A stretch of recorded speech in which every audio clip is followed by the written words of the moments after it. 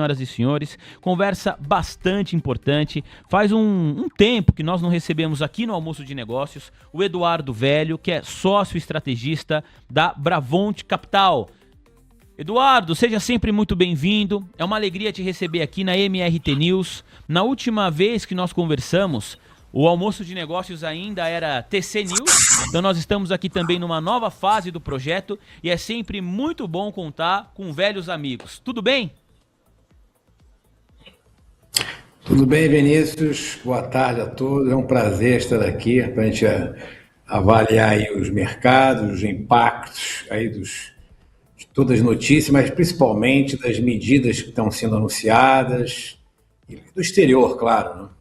Sem dúvida. Hoje, a gente observou aqui no começo do programa, vou pedir inclusive para o André compartilhar a minha tela, para mostrar para o nosso público a situação dos contratos de juros futuros. A gente tentava entender, velho, por que os DIs estavam renovando máxima intradiária entre meio-dia e meio-dia e 30. A gente não tinha aqui nenhuma notícia, nenhum gatilho de curto prazo que justificasse essa renovação no início do programa. A Almoção de Negócios começa às 12 horas.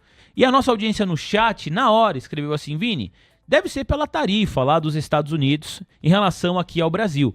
Só que essa informação tinha sido divulgada por volta de 11h30, então já tinha 30 minutos de digestão da notícia. Quero aproveitar para começar a te ouvir a respeito dessa história. O quanto isso tem potencial de impactar a nossa balança comercial, impactar, portanto, a realidade de empresas exportadoras aqui do nosso país. Como que é a sua avaliação, por gentileza, a respeito dessas novas tarifas que, ao que tudo indica, velho, devem entrar em vigor contra o Brasil a partir de agora? Bem, a gente tem que recordar um pouco também, né, o impacto das tarifas que foi adotada pelo Trump a partir do primeiro semestre de 2025, né? Haviam muitos cenários pessimistas em relação à trajetória da balança comercial, que o Brasil poderia ter uma grande queda das exportações, que o dólar poderia subir muito, e não foi o que aconteceu, né? Na verdade, o Brasil teve aí um movimento rápido de maior direcionamento das exportações para outros mercados. Por exemplo, ano passado, quando o Trump aumentou as tarifas sobre o Brasil, na verdade foram 3 fases, né? Teve uma fase de negociação. O Brasil aumentou em 2025 contra 2024 mais de 5 bilhões de dólares de exportações para a Argentina. Ou seja, só a Argentina mais que compensou a redução das exportações brasileiras para os Estados Unidos. Além disso, o Brasil ganhou também mais fatia de mercado em outros mercados, como a União Europeia e o Oriente Médio, e um pouco menos à margem na África. Então eu vejo um pouco, tem 2 pontos importantes, né? Não está havendo saída de recursos externos do Brasil que configure uma crise cambial, não há nenhum impacto em relação a isso. Pelo contrário, o Banco Central tem uma posição cambial extremamente sólida, de mais de 260 bilhões de dólares para fazer intervenção, leilões de linha, swaps, cambiais. Tem muita grana para vender no mercado. É muito caro você ficar na posição comprada em dólar por algum tempo, né? O segundo ponto que eu vejo são as exceções. Vejo o caso da Embraer, do ano passado, né? Muita gente ficou temendo, e houve a queda do preço da ação logo do primeiro momento, né? Mas, obviamente, tem vários produtos brasileiros que são muito essenciais nos Estados Unidos. Em relação ao da Embraer, tem um avião específico da Embraer, tem a questão aí de alguns produtos também do agro, que também influenciam também lá, que são mais dependentes do mercado brasileiro. Então vai ter uma lista de exceções também, né? E eu não vejo isso assim como tanto impacto. E veja só que o impacto hoje do dólar, como você mesmo falou, está praticamente estável. O dólar hoje está na faixa 5,08, 5,07. Então não está tendo um grande impacto na minha avaliação. E a gente tem que esperar um pouco o que vai ser realmente, qual vai ser o impacto efetivo em termos de volume de produtos, né? E qual vai ser a saída, né? Qual vai ser as saídas do governo brasileiro. Então, eu vejo mais importante hoje 2 fatores. ao calendário eleitoral, quer dizer, as pesquisas estão mostrando um aumento do diferencial de votos da candidatura oficial do governo Lula em relação ao candidato mais bem posicionado, considerado do mercado, seria o Flávio Bolsonaro. Isso reduz, de certa maneira, a interpretação, reduz a probabilidade de ajuste fiscal, de reformas do primeiro ano de 2027, ou seja, então por isso que os juros futuros realmente ficam um pouco mais rígidos. Claramente tem impacto a tarifa, mas eu acho esse um ponto muito importante. E eu vejo também, está acontecendo já alguns movimentos claros, ainda há uma expectativa ainda, mesmo com essa melhoria na margem, de uma reprecificação um pouco para baixo da curva de juros americana, ou seja, o juro americano não vai subir tanto assim, a Selic vai permanecer por um bom tempo ainda, de certa forma, muito alta, por um bom tempo, por vários meses. Ela vai cair, mas vai cair muito pouco agora em agosto, talvez caia em setembro mais um pouco, mas para a Bolsa, para o mercado acionário, realmente esses são pontos importantes aí. Além, claro, daquela votação que teve ontem, da aprovação efetiva do projeto de aumento de gastos com a aposentadoria especial dos agentes de saúde. Então, eu acho que a combinação desses pontos é que está gerando maior rigidez, a alta dos juros futuros, destoando um pouco do mercado internacional, que está tendo queda nos yields das Treasuries lá fora. Vamos lá, vamos falar um pouco mais aqui sobre o nosso cenário doméstico, ainda de olho nessa relação da balança comercial do Brasil. Quero também trazer aqui a balança comercial da China, que reportou dados nesse sentido no dia 13, hoje dia 15, então são os dados mais recentes que temos, do parceiro comercial mais importante do nosso país.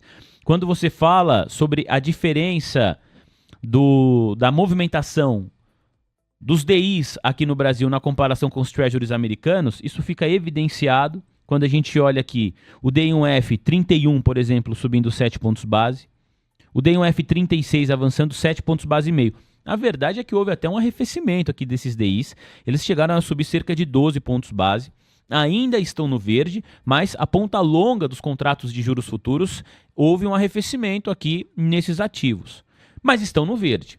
Lá nos Estados Unidos, título com vencimento em 2 anos, curtíssimo prazo, cai quase 5 pontos base, 10 years recuando 3 pontos base e meio, e as treasuries com vencimento em 30 anos apresentam agora uma retração na ordem de 2 pontos base.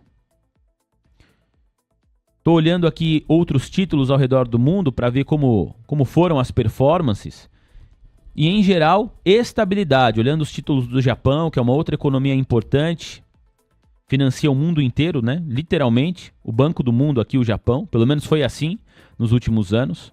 Os títulos da dívida pública do Japão, com vencimento em 10 anos, na sessão, pertinho do 0 a 0. Com vencimento em 30 anos, alta de 1 ponto base e meio. Então é um cenário bem diferente aqui do nosso caso. Para voltar a falar de balança comercial com você, velho. Matéria do Estadão, matéria que foi publicada hoje pelo Luiz Guilherme Gerbelli. Brasil pode ter este ano segundo maior superávit na balança comercial, mesmo com o tarifaço de Trump. Sandra Lacerda está aqui com a matéria também, tem mais detalhes. Lembrando que o título da matéria vai muito em linha com o que você falou para nós. O que você acabou de falar, que é a capacidade que o Brasil teve de conseguir novos mercados. Vamos ao texto. Mesmo com o tarifaço promovido pelos Estados Unidos, o Brasil segue colhendo números positivos na balança comercial. No primeiro semestre deste ano, as exportações alcançaram um patamar recorde. Entre janeiro e junho, as vendas totais brasileiras somaram 184 bilhões e 800 milhões de dólares, a maior cifra para o período, segundo dados do Ministério do Desenvolvimento, Indústria, Comércios e Serviços, o MDIC. O grande motor da balança comercial tem sido a China, cuja demanda é bastante grande pelas commodities brasileiras, o que tem ajudado a mitigar o impacto das incertezas provocadas pelo presidente dos Estados Unidos, Donald Trump, nos negócios entre os dois países. Além da China, no seu primeiro racional você mencionou a Argentina. E para te devolver a palavra, velho, no dia 13 agora, A China divulgou, dia 13 não, desculpa, ontem, dia 14. A China divulgou os seus dados referente à balança comercial de junho. Um dado positivo que foi destacado ontem aqui pelo nosso comentarista Moisés Beida. O resultado chinês ficou em 125,8 bi de dólar no mês de junho, acima do consenso que projetava 121 bilhões de dólares. Então essa somatória de fatores pode trazer uma tranquilidade para o investidor brasileiro que ouve falar em tarifaço do presidente dos Estados Unidos e é quase natural uma preocupação, velho.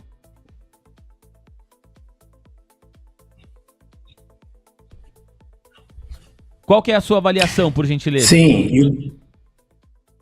Sim, e além dos outros mercados, existe uma outra coisa que não existia, por exemplo, na década de 80. O Brasil era importador, né? Tinha uma conta de petróleo negativa. O Brasil hoje é grande player do mercado de petróleo. Então, essa crise do Oriente Médio, esse risco geopolítico nos Estados Unidos, que está mantendo aí o preço médio, quer dizer, na verdade voltou a subir o preço médio do petróleo para nível acima de $80, isso é altamente favorável às exportações brasileiras de petróleo. Então, o Brasil também tem esse fator positivo que mais que compensa, na minha avaliação, o impacto das tarifas americanas sobre as exportações brasileiras. Obviamente, não se pode... Antigamente, você tinha uma dependência da balança comercial na década de 70, e principalmente década de 80 ainda, com os Estados Unidos, né? Mas agora, o Brasil hoje tem uma concentração da pauta, não só na China, mas também tem se configurado aí uma diversificação de sua pauta de produtos, entre eles o petróleo. Então, o Brasil é um dos grandes beneficiários do aumento do preço do petróleo, que aumenta a receita em dólares das exportações. Por isso que o nosso fluxo cambial também, apesar da saída da Bolsa, que ocorreu em maio e junho, agora voltou um pouquinho, o gringo começou a voltar a comprar a Bolsa outra vez, brasileira, o fluxo cambial tem sido positivo, né, no acumulado do mês, né? Então, o Brasil, realmente, nesse sentido de contas externas, de grana, de fluxo cambial, entra e saída de investidores não residentes, seja financeiro, seja comercial, o Brasil está com uma situação relativamente controlada. Não vejo nenhuma ameaça do dólar, mesmo com a entrada do calendário eleitoral, dar uma subida, por exemplo, acima de 5,20, por exemplo. Subir, dar uma escalada. Não vejo isso como sustentável. Quando você fala de eleição, eu vou falar de China na sequência, mas só para a gente focar aqui na eleição que você trouxe esse ponto, quando você diz que o dólar não pode passar a região, pelo menos não é a sua expectativa, que ultrapasse a região de 5,20, independentemente do cenário eleitoral, ganhe Lula, ganhe Flávio Bolsonaro, ganhe um outro candidato que está tentando aí correr por fora nas pesquisas, é porque de alguma maneira o mercado hoje já precifica uma vitória do presidente Lula, um eventual governo Lula 4 na sua avaliação, velho? Sim, eu acredito que uma parte, não sei se 100%, né? Acho que não, senão já estaria, talvez aí o mercado estaria um pouco diferente, talvez estaria um pouco maior o patamar do dólar, próprios juros também, mas eu acho que uma boa parcela hoje das curvas do mercado, né, principalmente os juros e o dólar, né, já estão precificando de certa forma que não vai ter grandes mudanças, de certa forma, logo no início. A necessidade há. Mas o Brasil tem uma coisa muito interessante, que essa questão do petróleo, bem no conflito, que realmente diversificou e deu um hedge, deu uma proteção e deu uma situação externa confortável ao Brasil em termos de dólares em 2026. Em 2025, nós tivemos um movimento de desvalorização do dólar, muito em função de um movimento estrutural de realocação de portfólios, principalmente de compra de ativos não dolarizados pelos bancos centrais, de outros tipos de outras moedas, outras commodities. Então, o Brasil, de certa maneira, ele tá meio redeado. Agora, eu concordo que ele não está ainda totalmente precificado a vitória do Lula, mas essas últimas pesquisas, após aqueles vazamentos dos áudios do Banco Master, tem mostrado de forma consistente um pequeno aumento do diferencial de votos em relação ao candidato Lula. Na primeira sondagem, digamos assim, a diferença aumentou 2 pontos, depois aumentou para 4 a 6 pontos. E agora essa pesquisa que saiu hoje está na faixa aí de 7, em torno de 7 pontos, a quase 8 pontos percentuais para cima na eleição do segundo turno. Então, ou seja, me parece que isso é um ponto importante. Já estamos muito próximos, já estamos em agosto praticamente, no início da campanha efetivamente, né?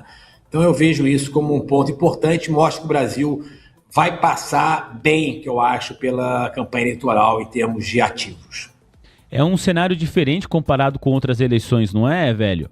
Eu cobri uma eleição pela TC News, agora nós aqui como MRT News.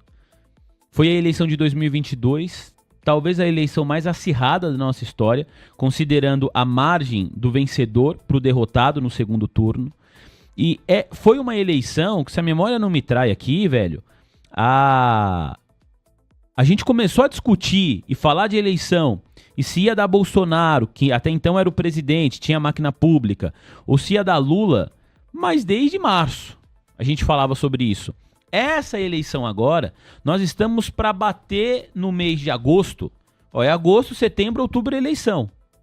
E nós ainda, claro que falamos, claro que olhamos as pesquisas, mas em uma intensidade incomparável, na minha avaliação, com o que foi a eleição passada presidencial de 2022.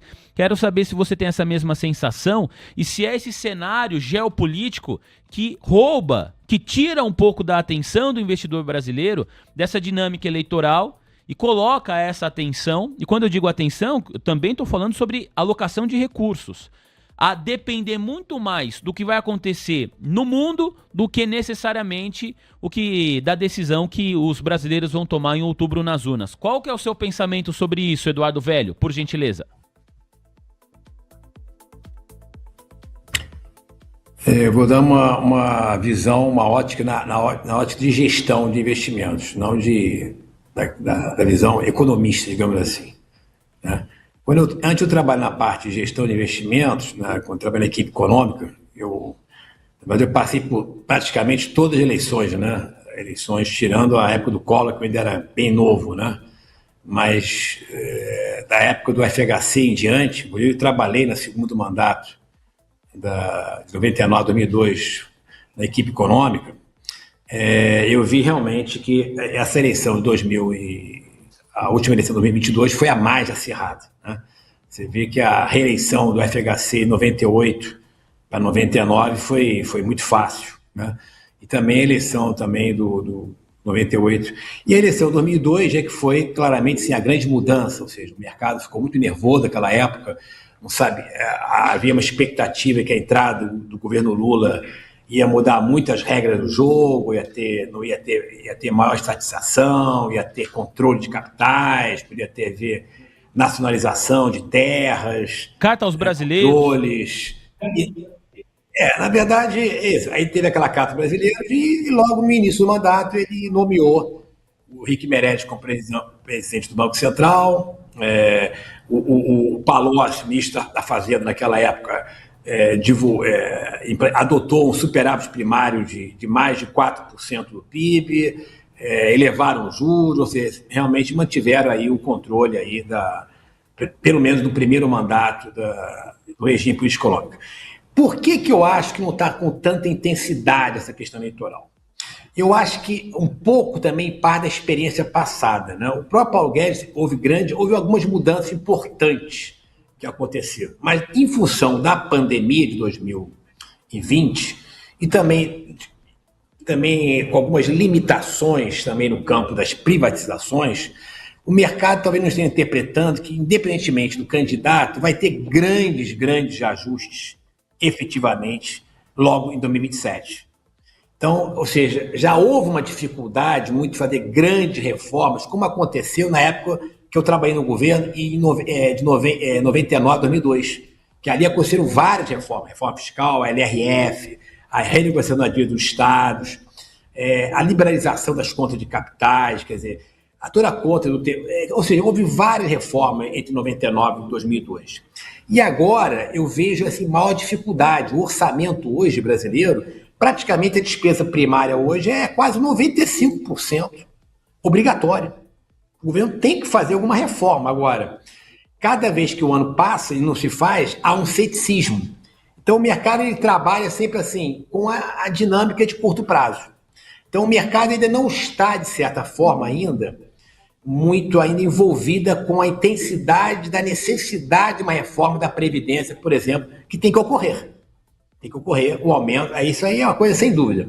Agora, ainda não há isso, não está ainda no preço ainda, né?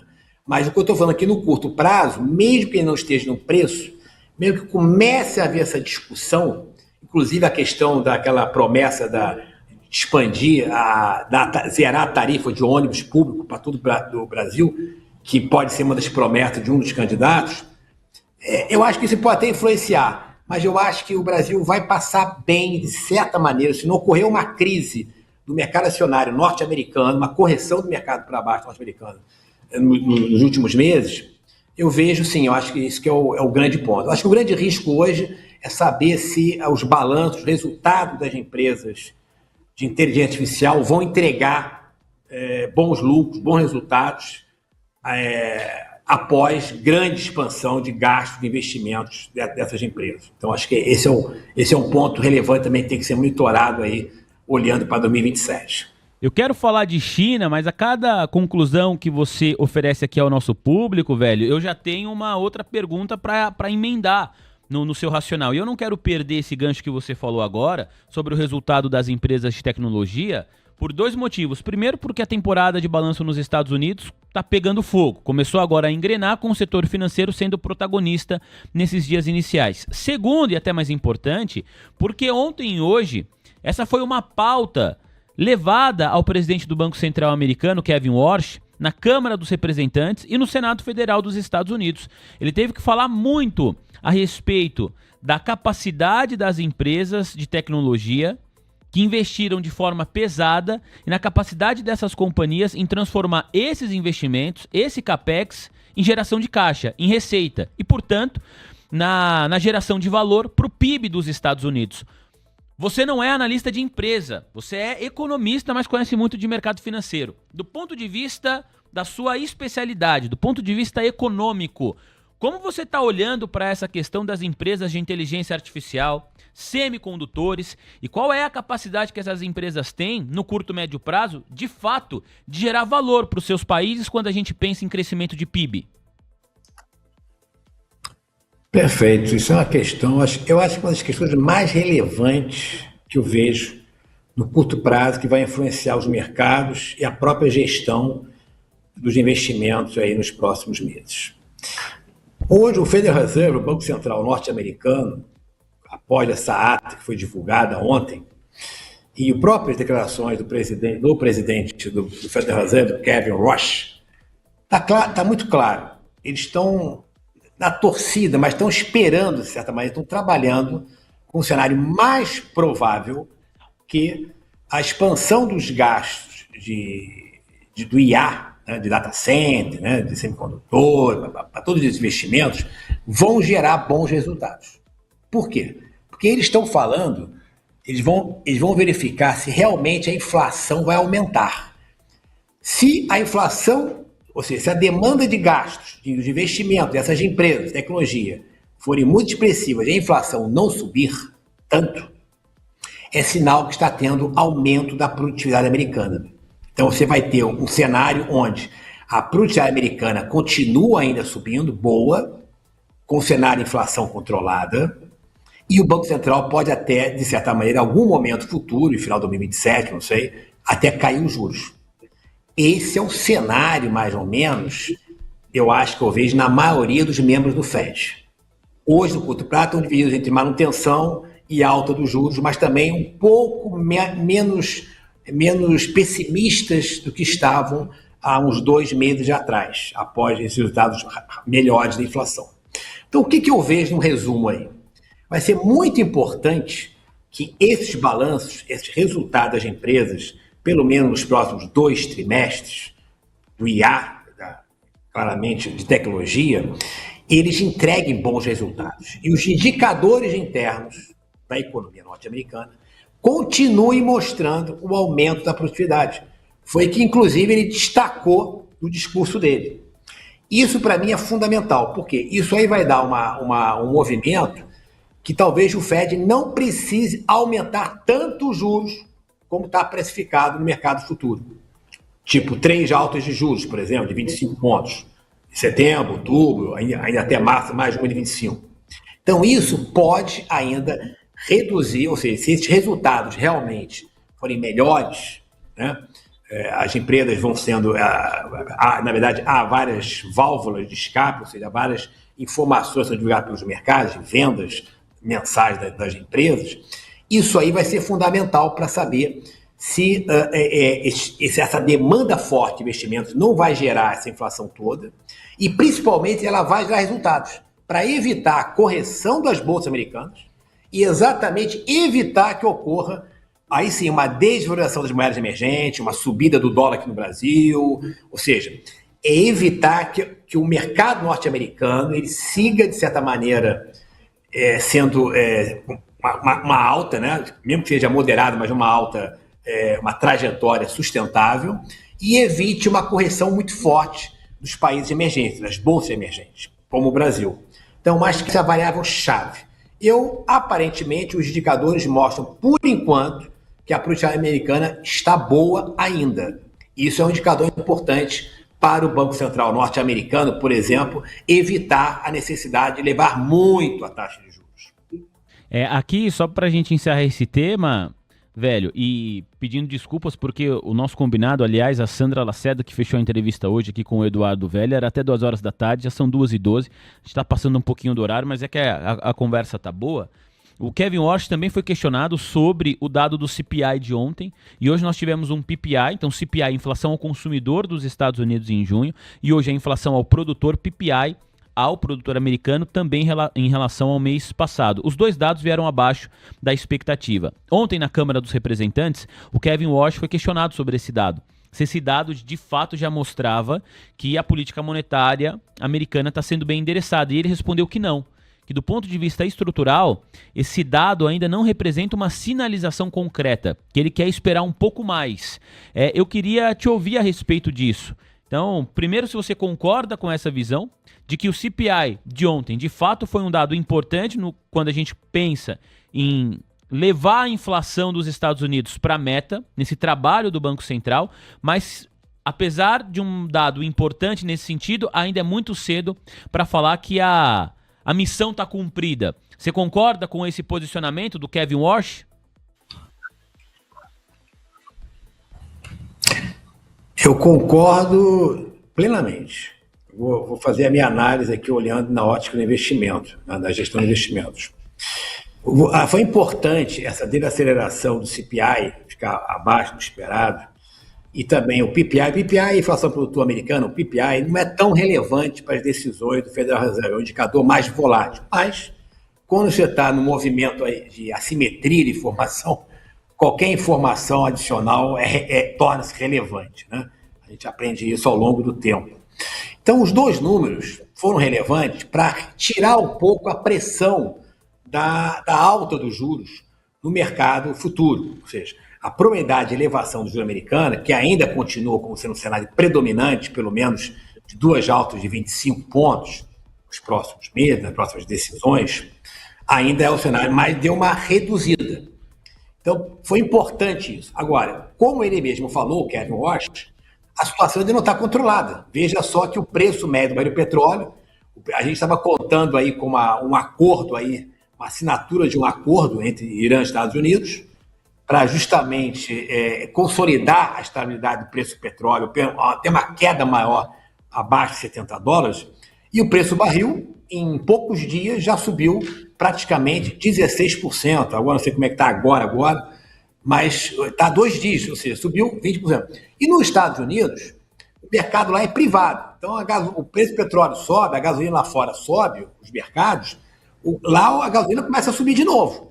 Então, de certa forma, se esse conflito permanecer, prolongamento desse conflito, e principalmente ainda ruídos ainda de ataques, que devem gerar até a manutenção de preços médios ainda elevados, até mais próximos de $90, essa atuação do Kevin Warsh é muito prudente. Ou seja, por esse lamento que a situação da inflação americana não está ainda garantida, ou seja, na trajetória da meta. Então, o que ele está sinalizando é que ele quer esperar um pouco mais, aparentemente dá a entender que vai manter, né, quer dizer, a reunião de agora, julho, agosto, julho está acabando, mas agosto, o juro se mantém, mas setembro, outubro ainda há uma possibilidade de aumento de juros. Então tem que olhar. Você acha que não tem aumento agora em julho, então, velho? Na próxima reunião, no dia 29, você não acredita em um aumento? Não, eu não acredito agora que não aumenta, exatamente por esse discurso, pela ata, e por ele ter enfatizado que quer esperar um pouco. Então eu acho que ele está naquela linha, talvez o primeiro discurso dele, quando ele assumiu a presidência do Banco Central, do Federal Reserve, o pessoal ficou muito pessimista, que como não vai ter uma comunicação, um guidance, uma sinalização futura sobre as decisões de juros, que é uma característica da comunicação do Federal Reserve anterior, ou seja, do outro mandato, do Jeremy Powell, me parece que criou uma certa incerteza e por isso exatamente o mercado começou a precificar umas elevações de juros de até 4 pontos de juros nos próximos 6 meses. Né? Chegou a ter um negócio, por isso, inclusive, até que houve uma nova volta do dólar, aumento do dólar no Brasil, diversas moedas emergentes, as Treasury 10 anos chegou a bater 4,60, inclusive bateu há pouco, alguns dias atrás bateu isso, 4,60 ao ano. Mas eu vejo que a situação agora é de cautela, é uma situação para verificar se essa crise entre Irã e Estados Unidos vai prolongar, que aí não tem jeito. O preço da gasolina vai subir de novo nos Estados Unidos. Ela é um mercado, oferta e demanda, não tem esse negócio de controle estatal de preço, de fixar preço, não existe isso. E, consequentemente, aumenta o preço de combustível, aumenta o preço de energia, obviamente tem um efeito indireto sobre toda a cadeia, principalmente no setor de consumo. Eu acho que o pior já passou em relação à reprecificação da curva de juros americana. Eu acho que uma grande possibilidade que o Kevin Warsh, os membros do Fed, não aumentem tanto os juros, acho que vai aumentar um pouco os juros, mas vai aumentar menos que o mercado. Esperava, por exemplo, há 2 meses atrás. Então, isso para o mercado acionário é um ponto importante, é um ponto positivo. E eu acho que um pouco nessa linha, essa volta do investidor gringo na Bolsa Brasileira pode ser um ponto aí importante, está analisando isso também. E também a perspectiva que haja algum momento acordo, ou seja, ele também não pode se prolongar por muito tempo. Então esse é um cenário base que eu também estou trabalhando, que isso não vai ficar durante muito tempo.